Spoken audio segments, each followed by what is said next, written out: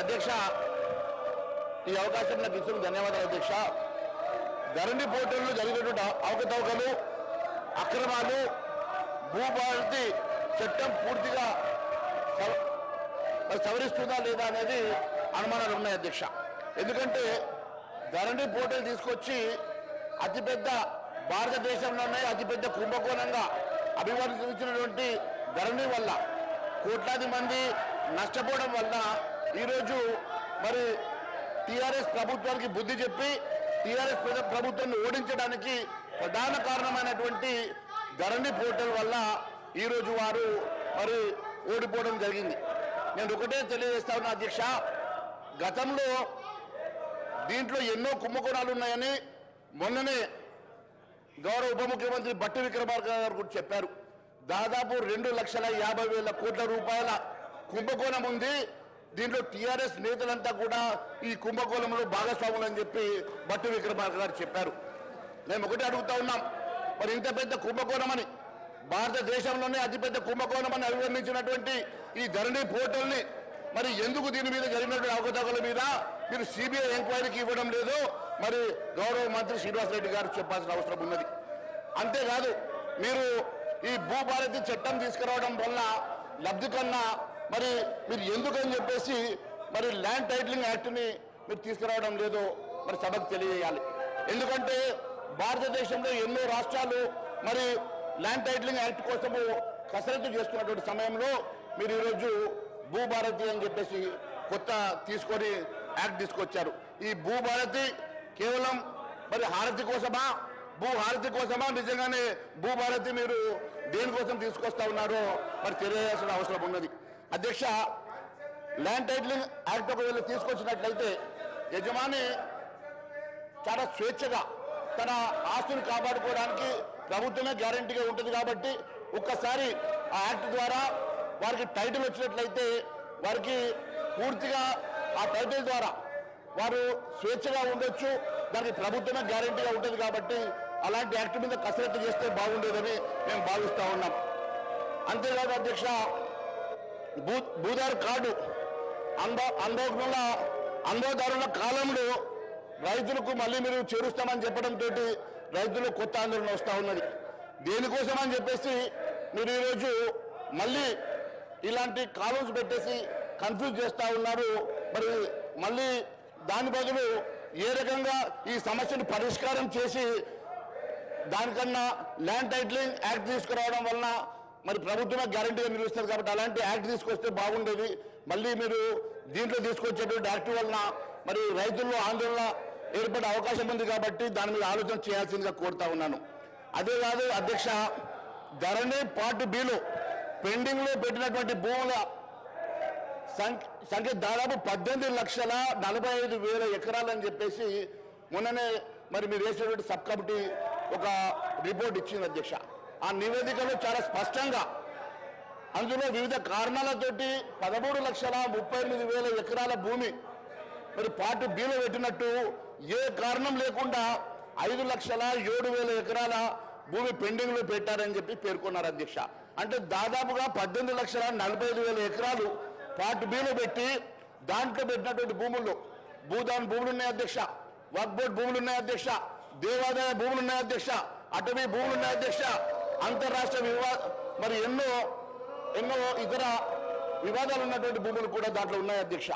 ముఖ్యంగా ఇలాంటి భూములన్నీ కూడా రంగారెడ్డి, మెదక్, హైదరాబాద్, ఉమ్మడి జిల్లా పరిధిలోనే అత్యధికంగా ఇవి ఉన్నాయి. కాబట్టి ఎంతో విలువైనటువంటి భూములు కాబట్టి మరి వాటిని ఏ రకంగా పరిష్కారం ఇస్తారో మరి ఎప్పటి లోపల పరిష్కారం చేస్తారో తెలియజేయాల్సిన అవసరం ఉన్నది అధ్యక్ష.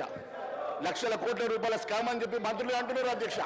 లక్షల కోట్ల రూపాయల స్కామ్ అని చెప్పి ఉప ముఖ్యమంత్రి గారు కూడా అంటున్నారు అధ్యక్ష. మరి ఏడాది దాటినా కూడా మరి ఈ వివరాలు ఎందుకు, దీని విచారణ ఎందుకు చేస్తలేరో మరి తెలియాల్సిన అవసరం ఉన్నది అధ్యక్ష. సుమారు 25,000 ఎకరాల అసైన్డ్ భూమి అధ్యక్ష, అన్యాక్రాంతమైనట్టుగా భూములు మొత్తం విలువ 2.5 లక్షల కోట్లని చెప్పి ఈ మేరకే ఖజానాకి, ప్రభుత్వ ఖజానాకి గండిపడిందని, నష్టం జరిగిందని ఉప ముఖ్యమంత్రి బట్టి విక్రమార్క గారు మొన్ననే మాట్లాడారు అధ్యక్ష. మరి 2,000 ఎకరాలు తమ బినామీ పేరుతో మార్చుకున్నారని జీవో 59 ముసుగులో బీఆర్ఎస్ పాలకులు వందల కోట్ల విలువైనటువంటి భూములు మింగేశారని రెవెన్యూ మంత్రి పొంగులేటి శ్రీనివాస్ రెడ్డి గారు తాజాగా సందర్భంగా మాట్లాడే సంగతి నేను గుర్తు చేస్తా ఉన్నాను అధ్యక్ష. ధరణి ముసుగులో మరి ఈ రకంగా లక్షల కోట్ల విలువ చేసేటువంటి భూములు గారు మళ్ళీ ఒకసారి అప్పీల్ చేస్తాను బీఆర్ఎస్ నాయకులకు, దయచేసి మీ సీట్లలో కూర్చోండి. ఇది గవర్నమెంట్ బిల్లు, రైతులకు సంబంధించింది, ప్రజలకు సంబంధించింది. ఎన్నో ఏళ్ల నుంచి ఈ బిల్లుతోని చాలా ఇబ్బందులు పడ్డ పరిస్థితి మీకు తెలుసు, మాకు తెలుసు. మళ్ళొకసారి నేను మీకు అప్పీల్ చేస్తున్నా, నేను ఇచ్చినప్పుడు మీరు మాట్లాడలేదు, మళ్ళీ సీరియల్ వచ్చినప్పుడు ఇస్తా, మీరు కూర్చోండి. మహేశ్వర్ రెడ్డి గారు అధ్యక్ష, మరి మొన్ననే గౌరవ మంత్రి పొంగులేటి శ్రీనివాసరెడ్డి గారు మాట్లాడుతూ మరి వందల కోట్ల విలువైనటువంటి భూములు మింగేశారని రెవెన్యూ మంత్రి పొంగులేటి శ్రీనివాసరెడ్డి గారు డిసెంబర్ 6వ తారీఖు రోజు మాట్లాడారు అధ్యక్ష. మరి ధరణి ముసుగులో జరిగినటువంటి భూ అక్రమాలన్నీ బయట పెడతామని, దాని వెనుక ఎంత పెద్దవారున్నా వదిలే ప్రసక్తి లేదని ఇప్పటికే పలు సందర్భాల్లో మరి మంత్రి శ్రీనివాసరెడ్డి గారు కూడా అన్నారు అధ్యక్ష. నేను ఒకటి అడుగుతా ఉన్నాను అధ్యక్ష, మరి వేల ఎకరాల అక్రమమైనటువంటి భూములు, లక్షల కోట్ల స్కాము, బడా బాబుల హస్తం మరి సిబిఐకి ఎందుకని మీరు విచారణకు ఇవ్వడం లేదో మరి ఒక్కసారి తెలియాల్సిన అవసరం ఉన్నది అధ్యక్ష. ఎందుకంటే ధరణి వచ్చాక పాటు బీలు పెట్టిన భూములు ఎన్ని వేల ఎకరాలు ప్రైవేటు వ్యక్తుల చేతుల్లో వెళ్ళాయో ఆ అంశాల మీద జిల్లా కలెక్టర్ నుంచి ప్రభుత్వానికి ఇదివరకే నివేదికలు వచ్చాయి అధ్యక్ష. బినామీల పేరుతో పెద్ద ఎత్తున భూములు చేతులు మారినట్లు గుర్తించినప్పటికీ అందుకు బాధ్యులైనటువంటి వ్యక్తులపై చట్టపరమైన చర్యలు తీసుకునేందుకు ప్రభుత్వం ఎందుకని ఉపేక్షిస్తున్నది? మంత్రులు ఆరోపణలు బట్టి చూస్తే ధరణి ముసుగులో జరిగిన అక్రమాలు, భూదందా భారతదేశంలోనే అతిపెద్ద ల్యాండ్ స్కామ్ గా అనిపిస్తా ఉన్నది. మరి ఇంత పెద్ద స్కామ్ పై విచారణ జరిపించకుండా కాంగ్రెస్ సర్కార్ ఎందుకు ఉపేక్షిస్తున్నది? దాని వెనుక మతలం ఏమున్నది? బ్లాక్ మెయిలింగ్ సెటిల్మెంట్లేనా, లేక ఇంకేమైనా మరి ఉన్నాయా అని చెప్పి అనుమానాలు కూడా ప్రజల్లో తలెత్తుతున్నాయి అధ్యక్ష. మరి భూ అక్రమణ నీకు తేల్చడానికి సిబిఐకి విచారణ ఇవ్వకుంటే ఎప్పటిలోగా న్యాయ విచారణ పెడతారు, స్పెషల్ ఇన్వెస్టిగేషన్ టీమ్ ఎప్పటి లోపల మరి మీరు అపాయింట్ చేస్తారో మరి తెలియాల్సిన అవసరం ఉంది. మొన్ననే ముఖ్యమంత్రి గారు ఓఆర్ఆర్ అంశం లోపల అప్పటికప్పుడు సిట్టుకి విచారణకు ఇచ్చినట్టుగా దీని మీద ఎందుకని విచారణ జరిపించడం లేదో తెలియాల్సిన అవసరం ఉంది అధ్యక్ష. ఎందుకంటే అధ్యక్ష, నేను జనరల్ సినిమాలు చూడను అధ్యక్ష. మొన్ననే పిల్లలు ఏదో సినిమా పెడితే చూశాను అధ్యక్ష. అదేదో లక్కీ భాస్కర్ అంటే అధ్యక్ష. ఆ సినిమా పిల్లలు పెడితే చూస్తూ ఉండగా ఒకటి హీరోకి ఒక సందేహం వచ్చింది అధ్యక్ష. ఏదో పాప మన అవసరానికి ఎవరు వచ్చి కలవడానికి వచ్చారు అధ్యక్ష. వస్తే ఆయనకు ఇష్టం లేక దాన్ని వాళ్ళ ఆఫీసర్కి చెప్తామనే లోపల ఆయన కొడుకుని తీసుకొని తల్లి వచ్చింది అధ్యక్ష. తల్లి వచ్చి ఆ చాక్లెట్ ఏదో దొంగతనం చేసిండు, పక్కడు బ్యాగ్ దగ్గర తీసుకున్నాడు. అది చూసినటువంటి వాడికి సగం చాక్లెట్ మన కొడుకు ఇస్తా అంటే మన కొడుకు సగం చాక్లెట్ తీసుకొని తింటున్నాడు అని అంటే బాబుని అడిగింది అధ్యక్ష తల్లి, ఎందుకురా మరి అట్లా సగం చాక్లెట్ తీసుకున్నావు? టీచర్ చెప్తాయంటే, టీచర్ చెప్తే నాకేమో వస్తాయి అధ్యక్ష, టీచర్ చెప్తే ఆ చాక్లెట్ మొత్తం మా పిల్లలకు ఇప్పిస్తుంది, అదే మేమిద్దరం కాంప్రమైజ్ అయినాం కాబట్టి నాకు సగం చాక్లెట్ వచ్చిందని చెప్పింది అధ్యక్ష. అదే మాదిరిగా మీ ఆలోచన ఏమున్నదో ప్రజలకు చెప్పాల్సిన అవసరం ఉన్నది అధ్యక్ష. ఈ రకమైనటువంటి సెటిల్మెంట్ల కోసం ఏమైనా ఆలోచన చేస్తున్నారా? నిజంగానే మీకు చిత్తశుద్ధి ఉంటే దాంట్లో జరిగినటువంటి అవకతవకల మీద మీకు న్యాయ విచారణ జరిపించాలంటే మీరు న్యాయ విచారణ జరిపిస్తారా? లేని పక్షంలో సిబిఐకి ఇస్తారా? లేని పక్షంలో సిట్ వేస్తారా? లేని పక్షంలో ఏ రకమైనటువంటి నిర్ధారణ జరుపుతారో ప్రజానీకానికి చెప్పాల్సిన అవసరం ఉందని తెలియజేస్తా ఉన్నాను అధ్యక్ష. అంతేకాదు అధ్యక్ష, భూభారతి చట్టం ద్వారా ధరణి తప్పిదాలు దిద్దుబాటు ఎప్పటి లోపల చేస్తారు అధ్యక్ష. మరి మీరే చెప్తా ఉన్నారు, ఇన్ని లక్షల ఎకరాల భూమి అన్యాక్రాంతమైందని చెప్పారు కదా అధ్యక్ష. దాని వివరాలు ఎక్కడన్నా బయట పెట్టిండ్రా అధ్యక్ష? మరి ఎంతమంది 20 లక్షల మంది రైతులకు అన్యాయం జరిగిందని చెప్పినటువంటి మరి మంత్రి గారు 20 లక్షల మంది రైతులు ఎవరు? వారి జాబితా ఎందుకు బయట పెట్టలేదు అధ్యక్ష? మరి ఇన్ని లక్షల ఎకరాల భూమి అన్యాక్రాంతమైతే అన్యాక్రాంతమైనటువంటి వివరాలు ఎందుకు మీరు మీ వెబ్సైట్ లో పెట్టడం లేదు అధ్యక్ష? ధరణి వల్ల నష్టపోయిన రైతుల వివరాలు ఎక్కడున్నాయి? వారు ఏడాది కాలం జరిగినా దాని మీద న్యాయ విచారణ జరపలేదు, దాని వివరాలు బయట పెట్టలేదంటే దీని ఎంత ఉన్న మతలం ఏంది అధ్యక్ష? అంతేకాదు అధ్యక్ష, సమగ్ర భూ కవతల సర్వే ఆధారంగా భూ హక్కులు కోల్పోయిన రైతులందరికీ న్యాయం చేస్తామని ఇప్పటి వరకు ఎంతమందికి న్యాయం చేస్తుంది అధ్యక్ష? మీరు ఇచ్చినటువంటి మేనిఫెస్టోలో పెట్టినటువంటి అంశాలే కానీ, మీరు మరి అనేక సందర్భాల్లో మాట్లాడినటువంటి అంశాలు కానీ ఏవి కూడా మీరు అటెండ్ చేయకుండా కేవలం మీరు ఏ రకంగా పేరు మార్చి మీరు చేస్తున్నటువంటి మతలబ్ ఏంది, దీనివల్ల రైతులకు జరుగుతున్నటువంటి న్యాయం ఏందో తెలియజేయాల్సిన అవసరం ఉంది అధ్యక్ష. ల్యాండ్ కమిషన్, ల్యాండ్ ట్రిబ్యునల్ ఎప్పటిలోగా ఏర్పాటు చేస్తారో చెప్పడం లేదు. నివేదిక జాబితాలో చేరిన పట్టా భూముల తొలగింపు జరగకపోవడంతో రైతులు నష్టపోతలేరు అధ్యక్ష. అంతేకాదు అధ్యక్ష, నిషేధ జాబితాల్లో ఇప్పటివరకు ఉన్నటువంటి మరి ఎన్ని వేల ఎకరాల భూములు అవన్నిటిని కూడా మరి ఎప్పటిలో మరి వాటిని సరిచేస్తారు, ఇప్పటివరకు ఎన్ని సరి చేశారో కూడా మీరు చెప్పలేకపోతున్నారు అధ్యక్ష. అంతేకాదు అధ్యక్ష, నిషేధిత జాబితాలో 13 లక్షల ఎకరాలు ఉన్నట్టుగా సమాచారం ఉన్నది కదా అధ్యక్ష. మరి 13 లక్షల ఎకరాలు వాటిలో కొన్నైనా ఇప్పటివరకు తొలగించిండ్రా, కొన్నైనా ఇప్పటి వరకు వాటిని సరిచేసే ప్రయత్నం చేసిరని అడుగుతా ఉన్నాను అధ్యక్ష.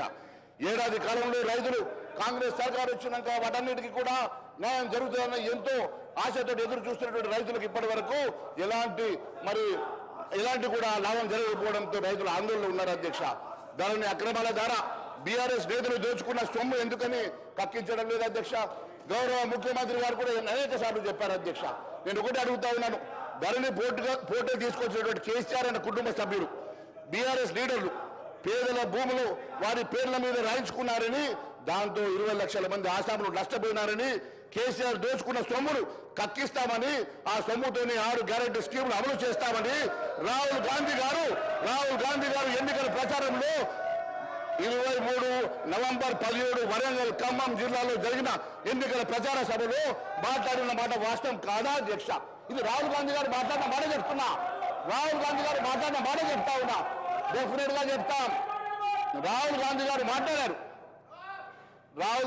మాట్లాడిన మాట చెప్తా ఉన్నా. దాన్ని మీరు మీ స్థానంలో మాట్లాడండి. హరీష్ రావు గారు మీకు మాట్లాడాలంటే మీరు మాట్లాడండి. నేను ధరణి పోర్టల్లో కేసీఆర్ అన్న కుటుంబ సభ్యులు, బీఆర్ఎస్ లీడర్లు పేదల భూములు వారి పేర్ల మీద రాయించుకున్నారని, దాని ద్వారా దాదాపు 20 లక్షల మంది ఆసాములు నష్టపోయినారని, కేసీఆర్ దోచుకున్న సొమ్మును తక్కిస్తామని, ఆ సొమ్ముతోటి 6 గ్యారంటీల స్కీములను అమలు చేస్తామని రాహుల్ గాంధీ గారు ఎన్నికల ప్రచారంలో 2023 డిసెంబర్ 17న వరంగల్ ఖమ్మం జిల్లాలో జరిగిన ఎన్నికల ప్రచార సభలో మాట్లాడారు కదా.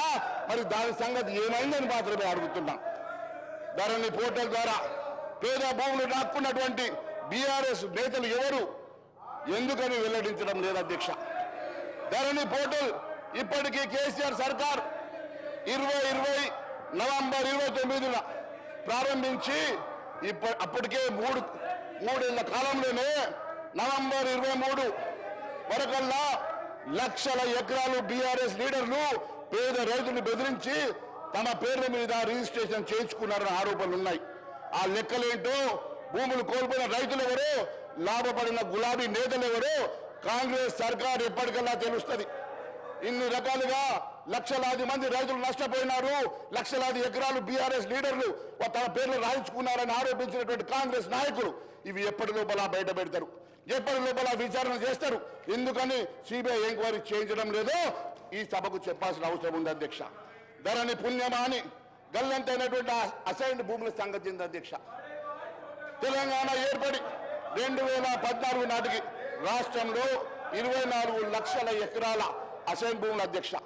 మరి ఇప్పుడు ఆ భూములు 5 లక్షలకు ఎందుకు కుదించబడ్డాయి, 5 లక్షలకు ఎందుకు తగ్గినాయి? అసైన్ భూములను బీఆర్ఎస్ లీడర్లు పేదలను బెదిరించి వారి నుంచి కొనుగోలు చేసి రిజిస్ట్రేషన్ చేసుకున్న వాటి వివరాలు ఎప్పటి లోపల మీరు వెల్లడిస్తారో తెలియాల్సిన అవసరం ఉన్నది అధ్యక్ష. అంతేకాదు అధ్యక్ష, అన్యాక్రాంతమైనటువంటి 2 లక్షల కోట్ల విలువైనటువంటి భూముల సంగతి వివరాలు ఎప్పటి లోపల వెల్లడిస్తారో. మహేశ్వర్ రెడ్డి గారు ఒక్క 2 నిమిషాలు మళ్ళొక్కసారి అప్పీల్ చేస్తాను నేను. హరీష్ రావు గారు, మీరు సీనియర్ శాసనసభ్యులు, 21 ఏండ్ల అనుభవం ఉన్నదని మీరు చాలాసార్లు చెప్పారు. మళ్ళీ ఒకసారి మీకు నేను రిక్వెస్ట్ చేస్తున్నా, మీ సీట్లలో మీరు కూర్చోండి. భూభారతి బిల్లు అనేది రైతులకు, ప్రజలకు, ఈ రాష్ట్ర ప్రజలకు మేలు చేసే బిల్లు ఇది. ఆ బిల్లు కోసం మీరు కూర్చోండి. తర్వాత నేను మీతో 3 సార్లు నేను ప్రామిస్ చేసిన, మీరు రండి, నా ఛాంబర్కు రండి, మీతో నేను మాట్లాడతా అని చెప్పిన.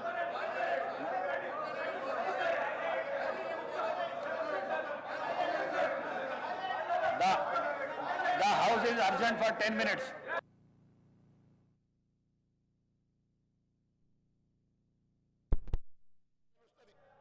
ఇన్ని రకాలుగా లక్షలాది మంది రైతులు నష్టపోయినారు. లక్షలాది ఎకరాలు బీఆర్ఎస్ లీడర్లు. రైట్. అధికార ప్రతిపక్ష సభ్యుల మధ్య వాగ్వాదం జరిగింది శాసనసభలో. భూభారతిపై మంత్రి పొంగులేటి వివరణ ఇస్తున్న సమయంలో బీఆర్ఎస్ సభ్యులు ఆందోళనకు దిగారు. ఫార్ములా ఈ కార్ రేస్ పై చర్చకు పట్టుబట్టారు. ప్రభుత్వానికి వ్యతిరేకంగా నినాదాలు చేశారు. మంత్రి శ్రీధర్ బాబు మాట్లాడుతున్న సమయంలోనూ బీఆర్ఎస్ సభ్యులు నినాదాలు చేశారు.